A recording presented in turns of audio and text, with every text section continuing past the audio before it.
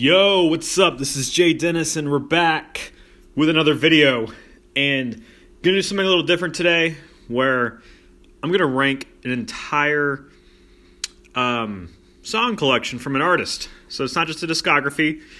Not really gonna review all of these, but it's pretty much already displayed up on your screen because in an ideal world, I'd have a green screen, I'd have this thing up in the background, and then you would see me superimposed in front of it talking about it. But currently I don't have that set up. It's still kind of a low-budget operation here at the Jay Dennis studio. But anyway, I recently put out a ranked and reviewed of Limp Bizkit's studio albums, and I was like, I got a lot of opinions on all their songs. They're my favorite fucking band, so why not actually rank their entire song collection? So give or take a few, it's roughly, not even take, maybe I'm a few short, but I got at least 100 tracks here. And no, I'm not going to go into every single one. I don't have 18 hours. But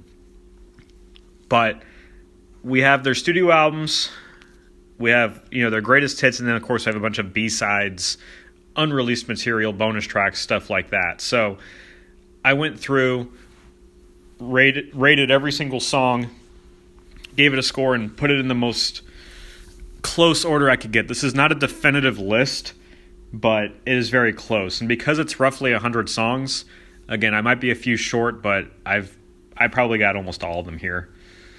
There's probably going to be a few here that none of you have ever heard of, unless you're like a hardcore Limp Bizkit fan. Then you're like, oh yeah, I know all these.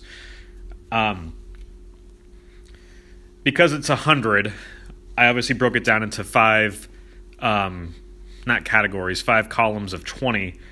So within these columns, these particular songs might fluctuate a spot or two depending on my mood.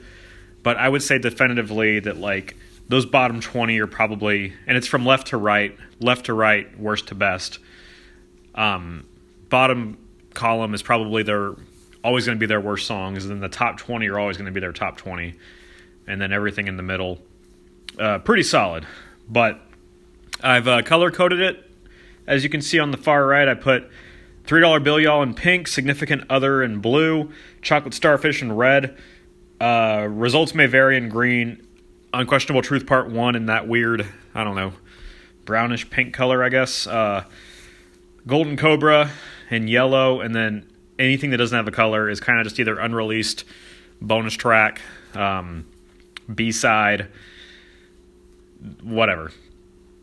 So, Limp Bizkit's my favorite band, to the point where their absolute worst song got a 6 out of 10, which is an okay song. And then, of course, their top songs are all fucking dimes. So this is my favorite band. I've got opinions on other songs. I've listened to pretty much every single one of their songs several times. I've listened to their top 60 songs, top 80 songs, a million times. So let's go ahead and get into this list right here. So, again, not going to do every single one, but just kind of highlight a few of these here. Like, their worst song is definitely Cowgirls from Hell, which is a Results May Vary B-sides. That's probably one of the very few songs that Fred Durst ruined with his performance and his lyrics. It's just not a good song. The music is awesome. If it had different lyrics and different vocals, even with Fred Durst, who's like one of my favorite vocalists, it could have been much better. But it's got a terrible bridge. It's got a terrible chorus. Verses are okay, but I gave it a 6 out of 10 because the music is still solid. Same thing with Masturbation. Another song that got below a 7 out of 10. It's just not a particularly great chorus, but the verses are pretty cool. Red Light, Green Light. Worst song off of Results May Vary, even though Snoop Dogg has a pretty solid feature in it. It's just, it's got a cool chorus, I'm down. You're going to hear a lot of bad singing on this thing, by the way. But it's just, not a great chorus. Worst song on Results May Vary. Home Sweet Home, definitely their weakest cover. Not a bad song by any means, but just not a great cover. Kind of a weird way to close off their greatest hits album. Crack Addict.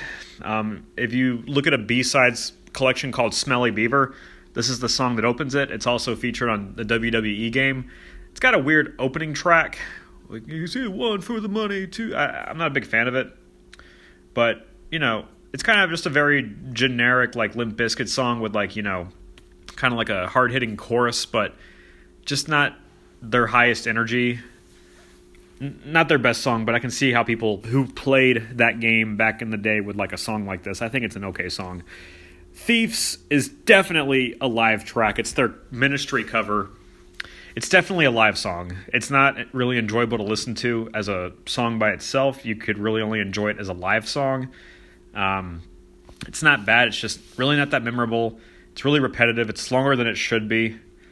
So I don't hate it, but I wouldn't want to listen to it unless it was like live, like an actual Limp Bizkit show. The Channel, don't really have a whole lot to say on this one, except it's the worst song off of Unquestionable Truth Part 1. Wes Borland, I don't know, he probably did all this stuff intentionally. It's just the riffs and the harmonics are poorly executed here. So I just don't really like that song. When It Rains, somebody recently commented on my channel about this song. I used to think this was their worst song, but it's kind of grown on me a little bit, so I still enjoy it to an extent, but I wouldn't really seek it out. Press Your Luck, another B-side song. It's kind of a... I should probably go grab my notes. It's instrumental, and I think you can kind of tell that based on the way it's written, it's... Where is it? I think this is the one that kind of you can kind of hear where you would hear like the re-entry.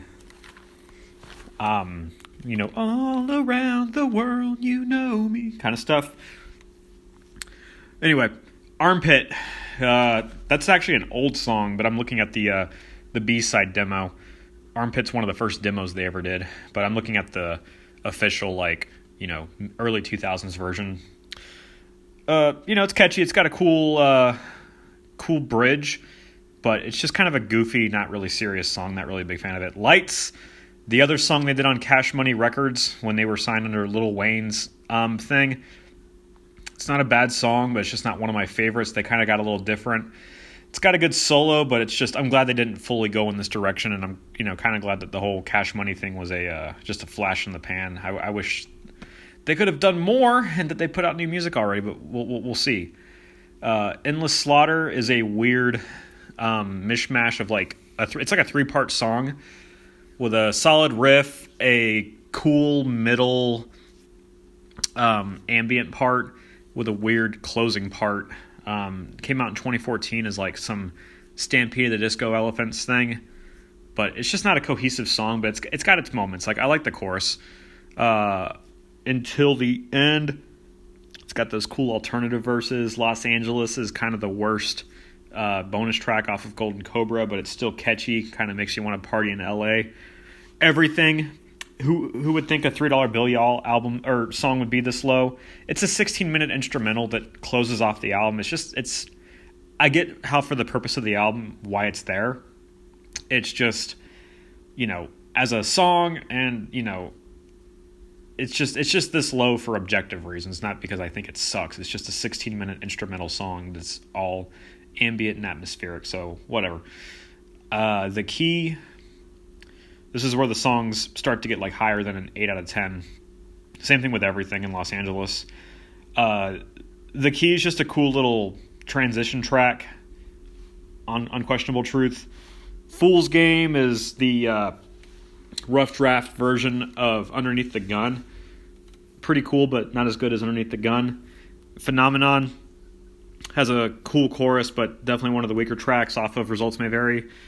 Almost Over's got that weird who's the rapper's little boy? I think it does. Is that the one? Don't wake me up 'cause it's almost over. Yeah. So definitely not one of the better songs. The Surrender is a decent closing track from Unquestionable Truth. It's the kind of like an acoustic song. It's good, but it kind of just closes on a weird note. Shot is a pretty solid B-side song. It's got a great chorus. A Lesson Learned, I don't know if that's actually technically a song. It's kind of like a closing... I know Fred Durst kind of sings in it a little bit, but it's kind of like the closing transition track on Significant Other. So, I mean, it serves its place on an album, but definitely not one of the better songs. But I don't even know if I'd actually count it as a song, but there it is. Let's see, Killer and You, Angels. Angels is pretty cool. Rollin', which is the kind of the more hip-hop version of that song. Definitely the weakest track off of Chocolate Starfish. Drown is kind of like a weak-ass version of Hold On, like a closing acoustic track. Eat You Alive, I think, is an overrated single. Not a big fan of it. In terms of, like, relatively, as a Limp Bizkit song, I'd still give it, like, an 8.5 out of 10 because it's Limp Bizkit. But I'm talking about, like, high-quality stuff here. My Own Cobain's a pretty chill song. I like it. It's got like Sublime feels to it. I really enjoy that one. What about Relentless? Good guitar riffs on that one. Take It Home is a short song, but I do like it. I like that.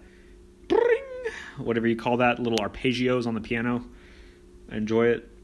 Lean On Me is a pretty cool bonus track off of their Greatest Hits album. Bring It Back is a pretty high energy. This is where the ratings start to get higher. Bring It Back is a pretty cool, not the opening track, but a cool way to start off Gold Cobra. Let's see, we got The Only One, Show Me What You Got. It's kind of one of the weaker shout-out songs, but it's got a pretty cool whammy guitar effect. What's Poison Ivy? Dive Right In Me. Oh yeah, it's got a cool chorus. The Priest, very different, very raw though, I like it. Ready to Go, underrated song, another song from Cash Money. With Lil Wayne in it. It's actually a really catchy chorus. I actually really like that song, and I got some good memories to it. Behind Blue Eyes is a decent cover. It's one of the better covers, but it's not their best by any means. Shark Attack's pretty catchy. Underneath the Gun, I think it's actually a pretty underrated track. I do like the storytelling behind it, and I like how he was kind of pressured to write this album, and it kind of created this song out of it. Let's see, number 60, Propaganda, pretty solid song, pretty solid way to open up the Unquestionable Truth. Just Drop Dead. This is where we start to get to songs that are a 9 out of 10. So pretty much every song from here to the number one spot, I pretty much think on some level they're all at least some sort of excellent. Drop Dead's catchy. It's got a great chorus. In Together Now, you got to enjoy that feature from Method Man. Head for the Barricade, I think it's an underrated song. I know that John and Sam wanted that to be a single because they're fucking rhythm players, and that's how they think. No offense, but I could definitely tell why they would look at this one. It's a heavier song. It's really rhythmic, but there's not a whole lot of hooks, but it is a solid song. Why is definitely the better Greatest Hits song. Indigo Flow is the superior shout-out song. Give Me the Mic is a pretty solid nu metal sounding track to help. I think that song should have gone first instead of Eat You Alive. I think it should have went Re-Entry, Give Me the Mic, then Eat You Alive for the Results May Vary track list. Hold On is a great, it's probably their best closing track for like a softer acoustic song. It's got Scott Weiland in it, I think. Loser is another kind of like Sublime like Gold Cobra song, which I enjoy. It's got a cool guitar solo in it. Relax. There actually is not an official high-quality version of this song, but this is basically the version of Creamer, but it has Wes on it. It happened at the end of Chocolate Starfish and pre-Results May Vary. I think this is the last song that Wes did with them for a long time. But it's just really catchy. I really like it. It was supposed to be on Zoolander, but it didn't pan out. I really enjoyed that song. I wish that there was a high-quality version of it. Down Another Day, I actually do enjoy kind of the more chill songs off of Results May Vary. This is definitely a chill one. I like the chorus. Leech is like probably the most raw, high-energy song off of $3 Bill Y'all, and I enjoy that. All That Easy sounds kind of like Linkin Park a bit with the way he sings. I like the piano riff. Don't Remember. So we're starting to get into some more higher-ranked B-sides. Don't Remember, I think, was from the Significant Other days. I think Wes played his 4-string octave-tuned guitar on this one. Pretty solid riffs. Would have ranked higher if it closed better, but definitely a song worth listening to if you want some of that more serious vintage LB. Get Your Groove On. Not the Spotify version, but like the actual original album version. Get Your Groove On is a really solid track with DMX. Love that song. Just Like This. Pretty cool way to open up Significant Other. I just don't think it hits as hard as songs like Hot Dog or Pollution or something, but it's still a good song. Still a pretty memorable chorus. Build a Bridge, underrated song in my opinion. Again, I like the acoustic tracks off of Results May Vary. I like the chorus to Build a Bridge. Clunk, pretty hard-hitting, rough, raw song off of $3 Bill Y'all. Turns out I'm going to talk about every song. The Truth, definitely one of the better songs off of this album. That drop B guitar riff is iconic. The Rage Against the Machine sounds. Fred sounds great. 90 to 10. Fucking talking about like just a fucking orgy of women. Sounds like a great song. It's got a catchy chorus. Trust, very hard-hitting new metal, turn of the century sound. I love that song. Lonely World, post turn of the century, kind of like mellow new metal, but still serious. One of the better songs off of Results May Vary. Love that chorus. As you can tell from Limp Bizkit, they're one of my favorite bands because they write memorable choruses, and the musicians are fantastic. Rollin'. A lot of people would put Rollin' as probably their favorite Limp Bizkit song. I personally think it's their 38th best. Stinkfinger. It's got that weird like island heavy vibe going back and forth between that bass and the fucking heavy riffs and heavy screaming in the chorus. Stinkfinger is a very underrated track. I love it. Very well written. Let Me Down's got a pretty powerful chorus. Great bridge. Nobody Like You is a Significant Other classic that features Jonathan Davis, and I forgot if Scott Weiland's in that one, but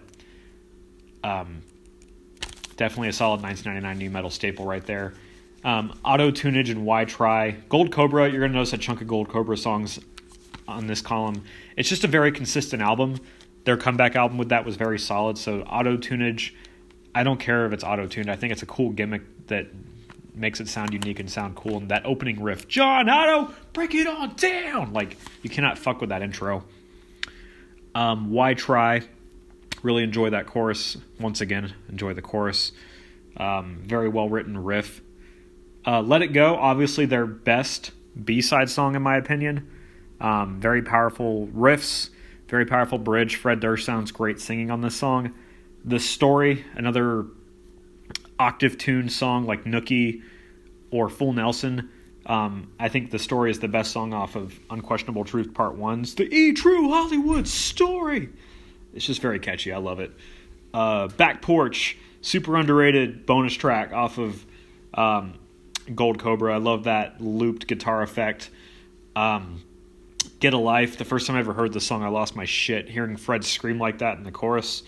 Even if he fucking rhymes serious with Siberia, definitely one of the worst lines in a Limp Bizkit song, but the rest of the song is awesome, especially the bridge. Don't let the world bring you down.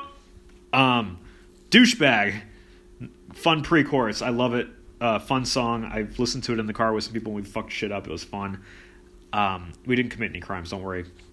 My Generation. Probably one of my lesser favorite singles off of Chocolate Starfish, but it's still iconic. Shotgun, definitely one of the better songs off of Gold Cobra. It's got that island sound to it, but it's still heavy, it's catchy, it's dynamic. Creamer, definitely the best song off of Results May Vary. It's got the most turn-of-the-century new metal sound to it. It's got a nice build-up. It's memorable. Break Stuff, much like Rollin', I think Break Stuff is kind of an overrated Limp Bizkit song, but it's still iconic, so I had to put it in the top 25. But yeah, everybody thinks that like Break Stuff or Rollin' are like their best songs. I don't think it is. I think Break Stuff is great for what it is, but I think Limp Bizkit has better tracks. It'll Be Okay, very underrated song off of Chocolate Starfish, especially the bridge. If you could, da, da, da. Wow, I'm actually blanking on the lyrics. I rarely do that. Stalemate, like a 6.5 minute masterpiece off of $3 Bill Y'all. Great tapping work, great bass work, great build up, great vocals. Don't go off wondering that fucking post-grunge alternative metal chorus. I love it. 'Cause you don't feel nothing at all. Like, you cannot fuck with Significant Other. Stuck. Excellent song. So great live. Psycho Females. Just the rapping in this song is untouchable. Walking Away. I know that a lot of people love that song. The guitar solo is awesome. The build up.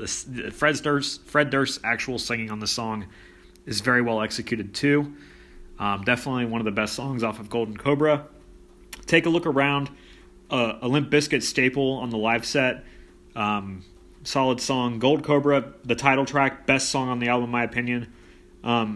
Oh yeah, listen what I'm telling you. Great music video. Hot Dog says fuck like 87 times in that song. Doesn't matter if he's like ripping off a Nine Inch Nails line. It's a great song, great guitar work. Pollution, go bring that beat back. You cannot fuck with that song.